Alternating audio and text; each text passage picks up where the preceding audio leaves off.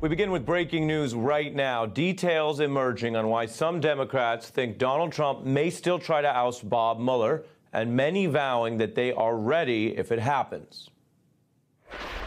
I'd catch the first plane smoking. I would be here with 1 minute's notice if I could get here.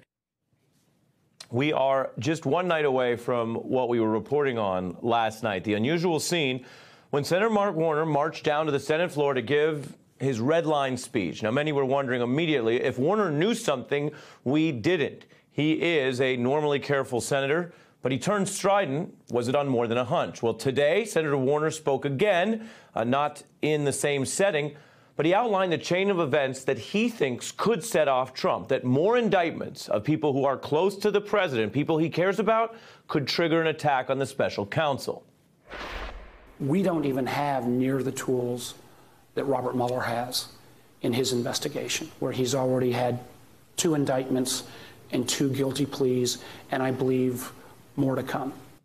I believe more to come. That is the ranking member on the Senate Intelligence Committee, someone who we do know knows a lot more than anybody else would about this probe. He was also asked about specific names.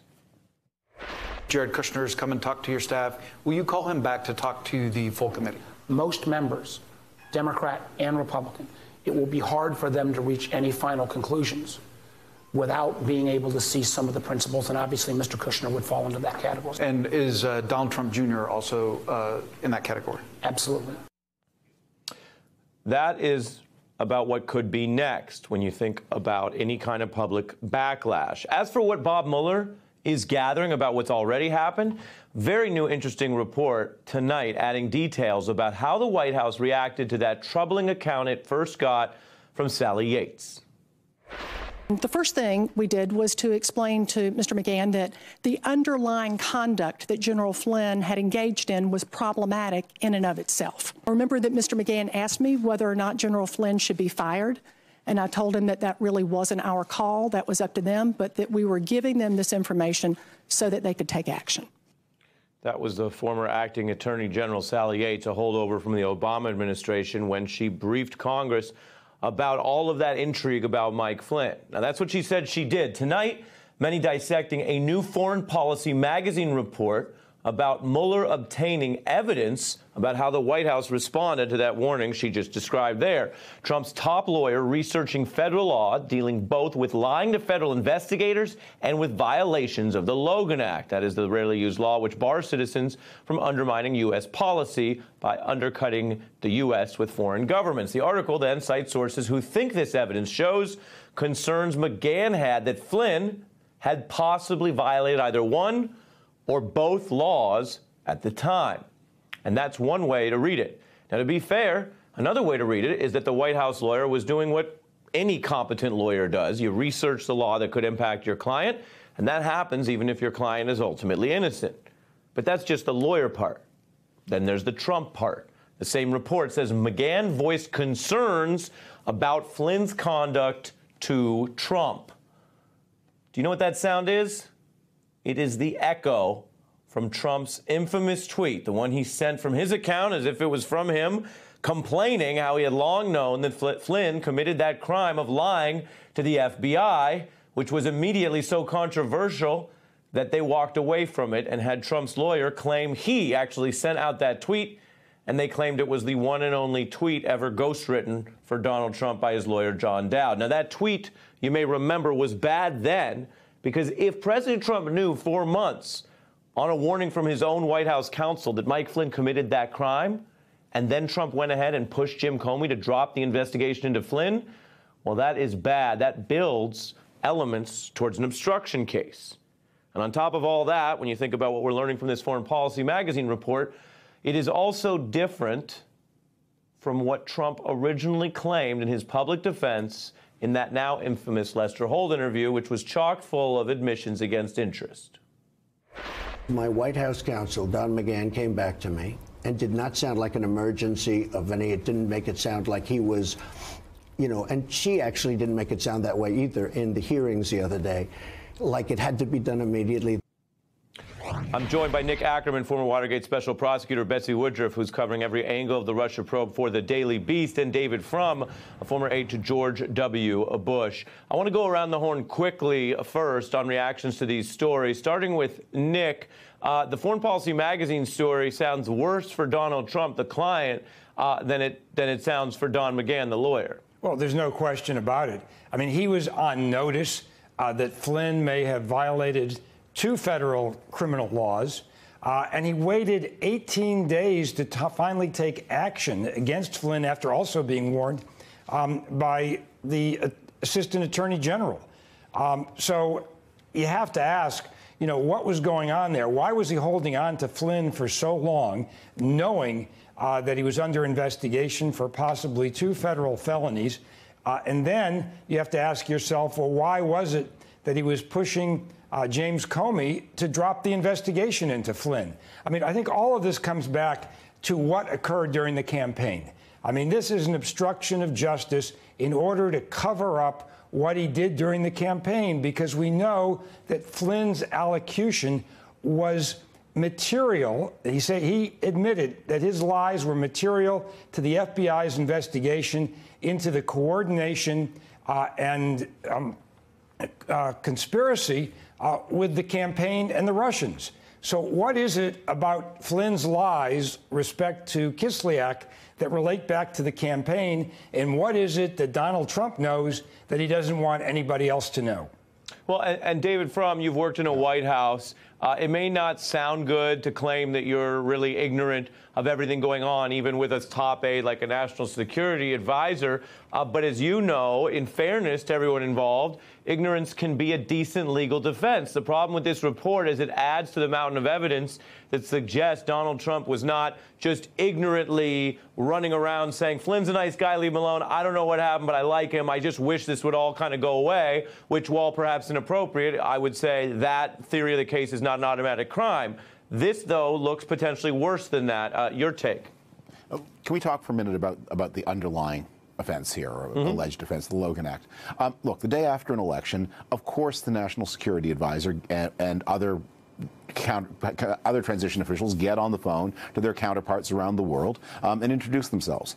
And it happens all the time that they indicate in tone of voice and an emphasis places where the new administration will depart from the old. And they reassure friends who may have a trade dispute with the United States that they perhaps may have a different view on that. And nobody thinks there's anything improper and certainly not illegal about that. It's not merely talking to foreign parties that is the question here. It's what they were talking about. And when we talk about the Logan Act in this case, that what we're trying to get at is not just that Flynn jumped the gun and was a little premature in his timing in his conversations with the Russians, that the conversations look like they were about delivering the Russians the quo for the quid of election interference. Right. What it is alleged that he was talking about was remitting sanctions and other penalties that had been imposed for clandestine actions by the Russians that were the reason Flynn was on the phone in the first place. So I just think we need to be careful, because the Logan Act is such a, unenforced law because it's so irrelevant to the way modern government works in the transition. It's not a technicality that is being looked at here. It's a great point. And again, it goes, what Nick called the materiality, because Nick's more of a lawyer than you, which makes you easier to listen to. Just kidding, Nick. We love you. But Thanks. The materiality language is what goes to why it's problematic if you're undermining what were Obama-era sanctions, and why were you doing that? Why was that the urgent, as you put it, payback, David? Betsy, you've been working the story. What are you hearing this week? And weigh in on this constant discussion about will he or won't he about Mueller, which, again, may not be anywhere near that, the White House denying it, and yet we hear more and more, as I mentioned, from Senator Warner and others. Right. Look, Democrats are never going to rule out the possibility that Trump could just decide on a whim to fire Mueller.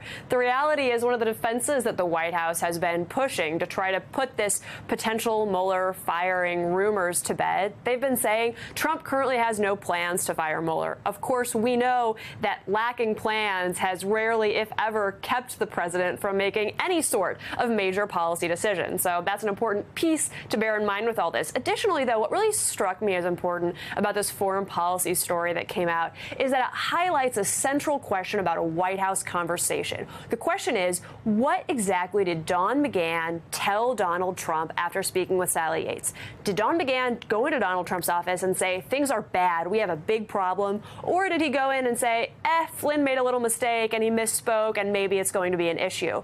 The line of the White House has been that it's the latter, that McGahn told Trump everything is basically okay. And I can tell you, in conversations that I've had with sources, with people close to the president, people familiar with the White House's thinking, that's also the line that they push behind the scenes. That's the line they push on background, that this was the nature of McGahn's conversation with Trump. But this new foreign policy reporting suggests, if it's correct, and no reason thus far to believe it's not, that McGahn actually told Trump that things were bad, that Flynn had significant legal jeopardy, and that he was in trouble. And that means that casts in new light all the things that happened in the lead up to Flynn's firing.